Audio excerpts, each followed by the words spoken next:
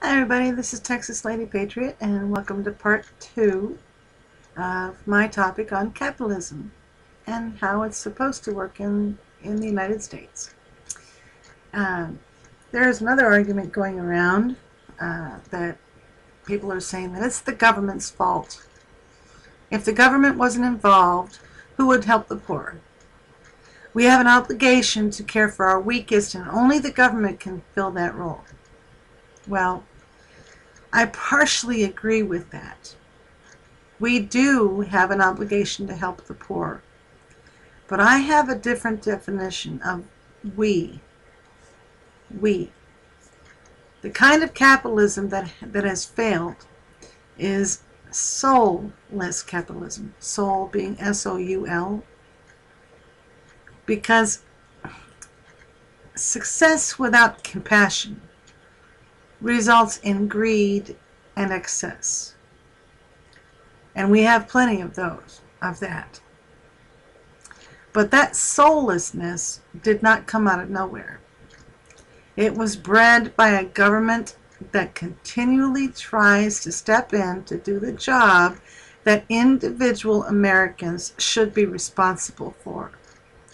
We have never solved problems efficiently from the top down. Have you ever tried to build a house starting with the roof? Have you ever heard of the parable of building a house on the sand versus, on a solid foundation?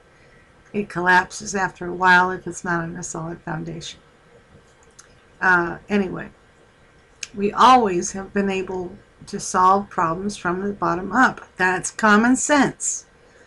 In countries with strong central governments, the people with the money and power are the politicians instead of the businessmen. Are those politicians selfless and charitable? Of course not. They're greedy and corrupt, and the poor are even worse off than they are here. The point is that capitalism itself is just a vehicle. We're the drivers. Any economic system will inevitably fail if the individuals stop caring about the welfare of others. But which economic system is more likely to drive people out of poverty? One that cherishes the slogan "from rags to riches," or one that aims to help the poor by a government bureaucracy? If you're struggling to answer that, consider the aftermath of Hurricane Katrina. Less than 1 month after the hurricane, private donations surpassed the $1 billion mark, most of which went to private organizations that quickly provided relief. Meanwhile, FEMA handed out $6.3 billion in taxpayer money, with nearly a quarter of that going to scammers. According to a GAO report, FEMA gave cash to inmates, sent checks to people who said they lived in cemeteries or post office boxes, and reimbursed people for rent even though they were already living in hotels already being paid for by FEMA. Remember those FEMA debit cards? Well, according to the GAO, it turns out that they were occasionally used for purchases that, prepare yourself for government speak, did not appear to meet legitimate disaster needs. In other words, people spent money meant for food and shelter on things like jewelry, travel, and porn. In addition to that, FEMA reportedly lost 340 debit cards worth $762,000. For some reason, we have become accustomed to the idea that the government must always come to the aid of everyone. But it hasn't always been that way.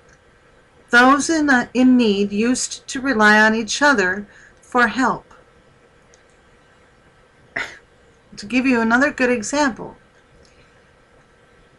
in 1887, Congress passed a bill appropriating money to Texas farmers who were suffering through a catastrophic drought. These days, that funding would not only be authorized, It probably would be done under an emergency program that would give even more money to farmers than they'd ever dream of. But with Grover Cleveland as President of the United States at that time, here's how he had answered Congress's request. Quote, I feel obliged to withhold my approval of the plan as proposed by this bill. To indulge a benevolent and charitable sentiment through the appropriation of public funds for that purpose, I can find no warrant for such an appropriation in the Constitution. And I do not believe that the power and duty of the general government ought to be extended to the relief of the individual suffering, which is in no manner properly related to the public service or benefit. A prevalent tendency to disregard the limited mission of this power and duty should, I think, be steadfastly resisted to the end that the lesson should be constantly enforced that though the people support the government should not support the people. The friendliness and charity of our countrymen can always be relied upon to relieve our fellow citizens' misfortune. This has been repeatedly and quite lately demonstrated. Federal aid in such cases encourages the expectation of paternal care on the part of the government and weakens the sturdiness of our national character, while it prevents the indulgence among our people of that kindly sentiment and conduct which strengthens the bond common among our brotherhood. End quote. Now, Grover Cleveland was a Democrat, and he was totally correct in this statement.